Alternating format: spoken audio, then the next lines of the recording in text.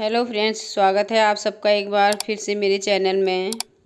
आज मैं आपके लिए एक नई कहानी लेकर आई हूँ।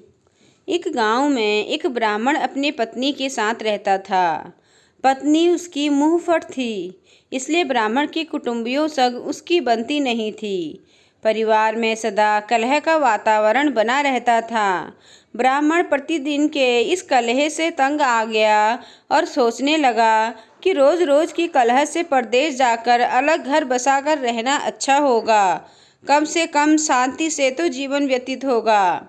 यह विचार कर वह कुछ दिनों बाद ब्राह्मणी को लेकर परदेश की यात्रा पर निकल गया। मार्ग में एक घना जंगल पड़ा। लंबी यात्रा के कारण ब्राह्मण और ब्राह्मणी दोनों थक गए थे। ब्राह्मणी का प्यास के कारण बुरा हाल था। ब्राह्मण उसे एक पेड़ के नीचे बिठाकर जल की व्यवस्था करने चला गया, लेकिन जब तक वह जल लेकर लौटा तब तक ब्राह्मणी ने प्यास के कारण अपने प्राण त्याग दिए थे। ब्राह्मणी को मृत देखकर ब्राह्मण बहुत दुखी हुआ। वह ईश्वर से प्रार्थना करने लगा, हे ईश्वर, मैं अपनी पत्नी के साथ नया जीवन आरंभ करने परदेश जा रहा था, तूने उसके ही प्राण हर लिए। कृपा कर भगवान, मेरी पत्नी में पुनः प्राण फूंक दीजिए। ब्राह्मण की प्रार्थना सुन ईश्वर की आकाशवाणी हुई, ब्राह्मण, यदि तू अपने आधे प्राण ब्राह्मणी को दे देगा तो वह जी उठेगी।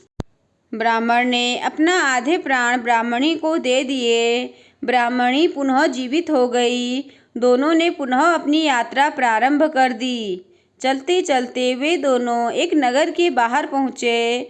वहाँ पहुँचकर ब्राह्मण ने ब्राह्मणी को एक कुएं के पास बैठने को कहा और स्वयं भोजन की व्यवस्था करने चला गया। ब्राह्मणी कुएं के पास गई तो उसने देखा कि एक लंगड़ा लेकिन सुकुमार युवक रहट चला रहा था। दोनों ने एक दूसरे से हंसकर बात की और एक दूसरे के प्रति आकर्षित हो गए। दोनों अब साथ रहना चाहते थे। इधर जब ब्राह्मण भोजन की व्यवस्था कर लौटा तो ब्राह्मणी को एक लंगड़े युवक से बातें करते हुए पाया। ब्राह्मण को देखकर ब्राह्मणी बोली, यह युवक भी भूखा है, इसे भी भोजन में से कुछ अंश दे देते हैं, हमें पुण्य प्राप्त होगा। ब्राह्मण ने लंगड़े युवक को अपने साथ भोजन करने आमंत्रित किया। तीनों ने साथ साथ भोजन किया। भोजन करने के बाद जब प्रस्थान करने का समय आया तो ब्राह्मणी ब्राह्मण से बोली, क्यों न इस युवक को भी अपने साथ ले चलें, 2 से 3 भले, बात करने के लिए एक अच्छा साथ मिल जाएगा। वैसे भी तुम कहीं जाते हो तो मैं अकेली रह जाती हूँ, अकेले मुझे भय सताता है, ये रहेगा तो किसी प्रकार का भय नहीं रहेगा। ब्राह्मण बोला, हम अपना बोझ तो उठा नहीं पा रहे हैं, इस लंगड़े का बोझ कैसे उठाएंगे। मेरी मानो, इसे यहीं छोड़ो, हम दोनों आगे बढ़ते हैं। लेकिन ब्राह्मणी का हृदय लंगड़े पर आसक्त हो चुका था। वह कहने लगी, इसे हम पिटारे में अपने साथ ले चलते हैं, ये भी कहीं न कहीं हमारी किसी काम आ ही जाएगा। अंततः ब्राह्मण ने ब्राह्मणी की बात मान ली और पिटारे में डालकर लंगड़े को साथ ले लिया। कुछ दूर जाने के बाद वे पानी पीने के लिए एक कुएं के पास रुके।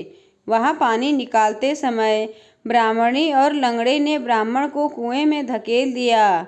उन्हें लगा कि ब्राह्मण मर गया है और वे आगे बढ़ गए।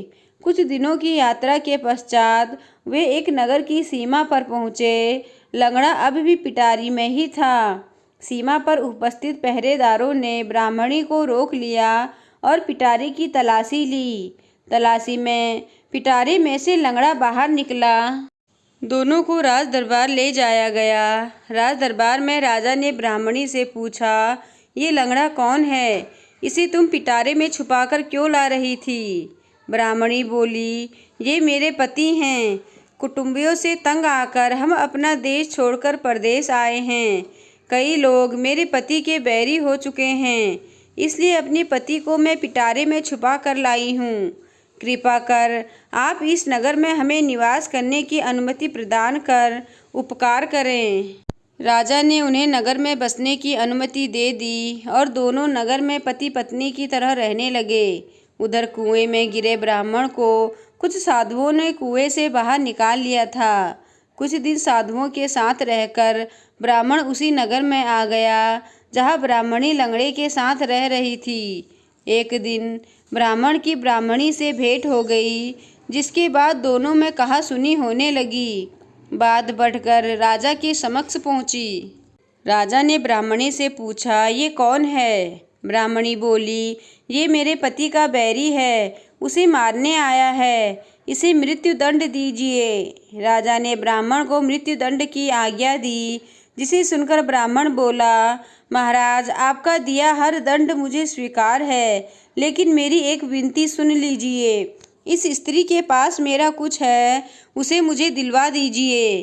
राजा ने ब्राह्मणी से पूछा, इस व्यक्ति का कुछ तुम्हारे पास है क्या? ब्राह्मणी बोली, नहीं महाराज, मेरे पास इसका कुछ भी नहीं, ये झूठ बोल रहा है। तब ब्राह्मण बोला, तूने मेरे प्राणों का आधा भाग लिया है, ईश्वर इसका साक्षी है। ईश्वर से डर स्त्री, अन्यथा बहुत बुरा परिणाम भोगेगी। ब्राह्मणी यह बात सुनकर डर गई और बोली, जो कुछ भी मैंने तुझसे लिया है वह तुझे वापस करने का मैं वचन देती हूँ। इतना ही कहा था कि ब्राह्मणी नीचे गिर गई और वहीं मर गई। उसके आधे प्राण अब वापस ब्राह्मण में समा गए थे। ब्राह्मण ने राजा को समस्त वृतांत कह सुनाया। सारी बात जानने के बाद राजा ने लंगड़े को उसकी करतूत के लिए कारावास में डाल दिया। तो दोस्तों, इस कहानी से हमें यह सीख मिलती है कि बुरे कर्म का बुरा फल मिलता है। तो दोस्तों, आपको आज की कहानी कैसी लगी मुझे कमेंट कर ज़रूर बताएं। अगर आपको कहानी पसंद आई हो तो मेरे चैनल को लाइक कीजिए और सब्सक्राइब कीजिए और साथ ही अपने दोस्तों के साथ आगे शेयर कीजिए। धन्यवाद।